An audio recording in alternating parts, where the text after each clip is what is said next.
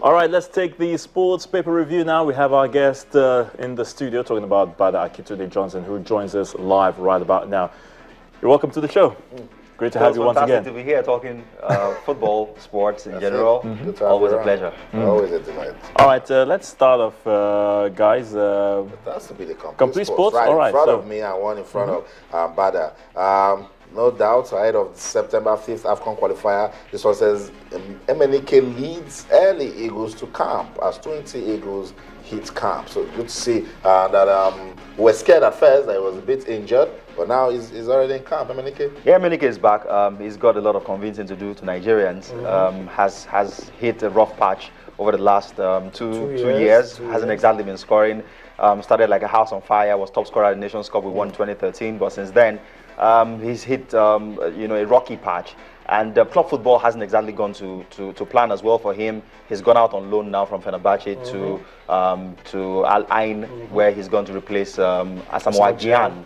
So I hope that he is fit and ready to play, because it was for his reason or for him that Olise didn't invite Odion Igalo. So Menike has got to bang in the goals, because Tanzania won't be. Yeah, he's got to justify his inclusion. But one aspect of the players hitting camp that delights me particularly is how those players have expressed delight, optimism, enthusiasm about wanting to come play for Nigeria. Some of them were tweeting pictures of themselves, on board or aboard flights coming to Nigeria, and that's something we haven't seen recently. So, forgive me for being a little pessimistic.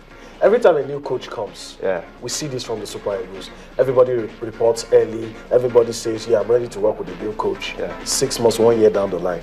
Under Siasa was so, under Keshi was so. But why do these coaches keep falling out of these same players that show a whole new attitude when a new coach comes in? And down the line, something has happened. I think it's a natural human tendency. If, for instance, we work in the same organization and there's a new management, I mean, naturally, human beings just want to impress. Early on, the ability of the management to keep people excited, enthusiastic, is a different ball game altogether. So yes, they are doing the expected. They are doing what we always see when new guys come in. So the question is Sunday Olise and his team of the management team, are they able to keep these guys at that level? Constantly motivated, constantly enthusiastic, in high spirits, ready to roll, ready to play for Nigeria. That's one question that we'll have to wait to see. That's it. Before we get into other papers, let's just move away from football for a while and talk athletics. There's an exclusive on the Complete Sports says Beijing 2015, how Team Nigeria fared. Let's find out from you. How can you rate Nigeria's performance? Shambolic, abysmal, absolutely shocking. In terms of what the medals table looked like, particularly for me, an African team finished atop the medals table. Kenya, are you telling me that Kenya has access to more money, to more resources in terms talent, particularly in an area where we think is our strength? Exactly. Nigeria finished with no medal at all. And that is inexcusable. It's scandalous. And, it's scandalous. This morning, I was listening to Tosin Oke and Gloria Sumo talking about how they felt neglected, how they felt that only one athlete got all of the attention. And what makes it even more shocking is that this athlete they're talking about was herself complaining of not getting adequate preparation. Oh, there we have it. If the person who supposedly got all of the attention didn't get enough attention and finished, I think, 8th in her competition, pulled out of the other one, it tells you that Nigerian sport is in trouble. We're in deep trouble, and there can be no excuse. Like I said, Kenya, a fellow African country, finished the best in the world. Really, I mean, we should be hiding our guys, heads. I'm sitting, I'm the closest to you, and I'm feeling the heat of those words. But aren't we being too harsh? Because we went with 17 athletes, and about 10 of them took part in the relays, and then the others individual. And in the relays, we got to the final 4x4. Blessing Okagbari got to the final. Tosin Oke got to the final. Doreen Amata got to the final.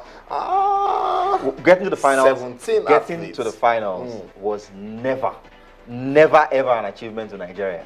especially at the sprints. You know, we used to, when the likes of Marion Yali were sprinting, the likes of Chidi Imo, Olafaya Ezenwa brothers, we used to push the best in the world very, very close. We used to run them very close. And that's where Nigerian sport or athletics at the minimum must be. The sprint was our forte. Had we laid a structure, had we crafted a plan, by now we probably would be running the likes of Jamaica and the United States very close, because we've got the talent, we've got the resources. Yeah. The pool of talent in this country is frightening. Unfortunately, we're not doing anything by way of planning to be able to maximize or optimize, you know, our value from the talent that God has given us. And that is what makes it very painful, really, because, I mean, if it was a country that didn't have the talent pool, then you'll be talking about how difficult this is. But it's not rocket science. It's just about putting some plan behind this. Planning. Look at next year. The Olympics will be happening in Rio de Janeiro. Most countries who will be going there with medal expectations, not hopes. There's a difference here. When you plan, you expect. When you don't plan, you start to pray and hope. Countries who will be going there expecting to win medal started preparing when the last Olympic Games immediately ended. And that's the difference. Exactly. All right, let's move over now. It's really getting hot. I can see Austin. All right, let's move over now to Sporting Life. Sporting Life is what I have here with me, and there's a big one talking about Victor Moses. It says Moses grabs 1.5 billion naira loan deal in talks with West London club. That's the worth, that's the value of the deal. That is not the money that is going into Victor Moses' pocket. For those who might be thinking. But the key thing to note here is that there's a difference between a Victor Moses and a Mikel Obi. Whilst Mikel Obi is content with sitting his butt on the bench all season, not getting minutes, Victor Moses is looking for every opportunity to go and play football. And that's the key thing. 2 seasons ago, he was away at Liverpool. Last season, he was at Stoke City. This season, he's going to be playing at West Ham. He's getting games. He's staying competitive. It tells you of a player who's hungry, who doesn't just want to pick up a fat paycheck at the end of the week. And that's the key thing. Most Nigerian players don't have this attitude. He's at a big club, he's contracted to Chelsea. But you and I know that he's going to find minutes very difficult to come by at Chelsea. That's right. And, you know, he's going to be sitting on the bench, wasting away, you know, not getting to show his talent on a weekly basis. So he's gone to West Ham, and West Ham is a decent side. They've beaten Arsenal this season. They've beaten Liverpool last week. They've got Alex Song back on loan now. They've added the quality of Victor Moses, so fantastic. I expect that they'll be stronger. There's also one here talking about Brown Day, who is now in Olympiacos. That would give him an opportunity to play Champions League football. This was a man who many thought, you know, he was going to make it big in West Bromwich Albion. I wasn't one of them. Sorry, I wasn't one of those.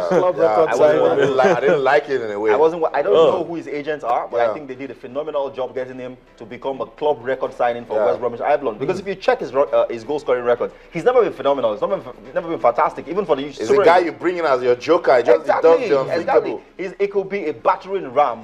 Big presence, target man in the box. But in terms of goal scoring ratio, chance conversion rate, he doesn't rank among the best. And that's why once they brought in Solomon Rondon, I knew that he was on his way out. And of course, Taiwo Awoniyi now in Liverpool, but he's going to be loaned out to Eintracht Frankfurt. Fantastic move, fantastic move. We have always clamored for Nigerian players to go to top clubs. When Iheanacho joined Man City, people said he's never going to get games. He made his debut last weekend.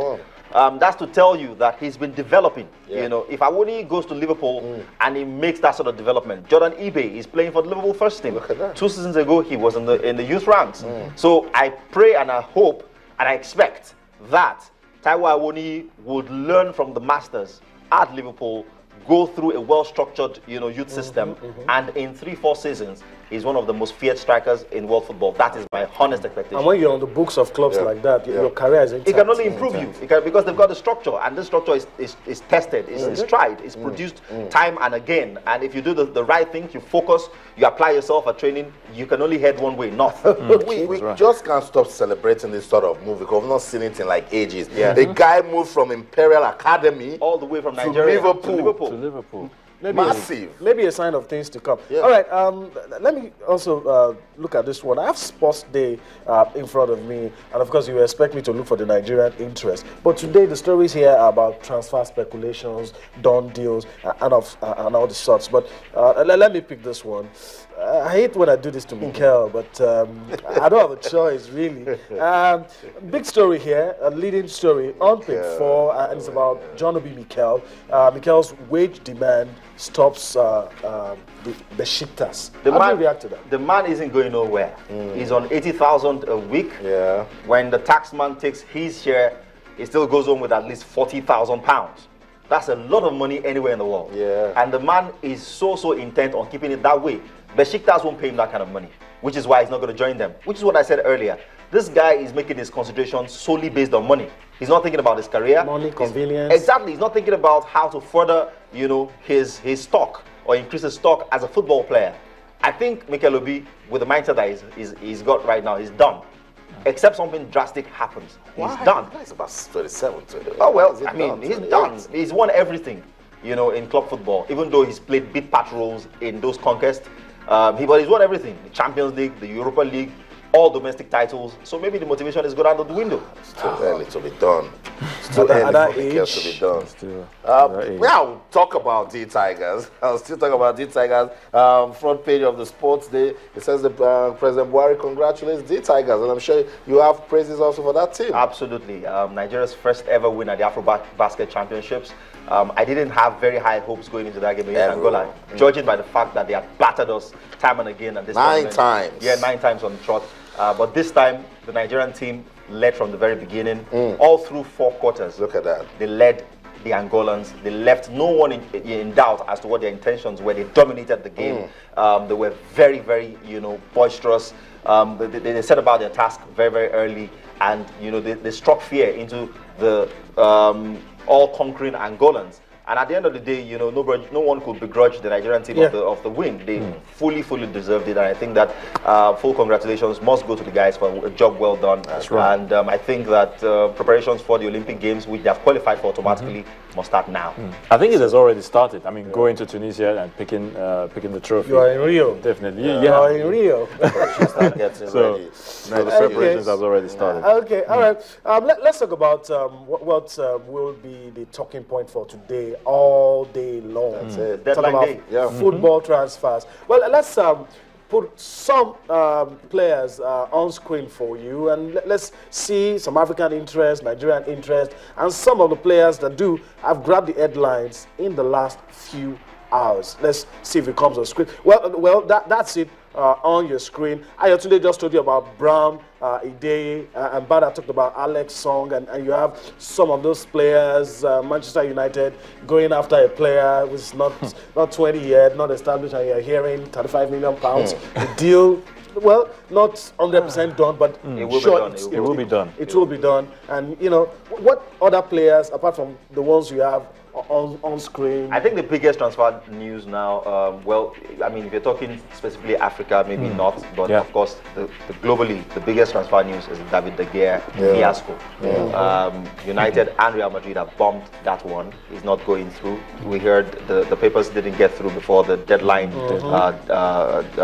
time in Spanish football.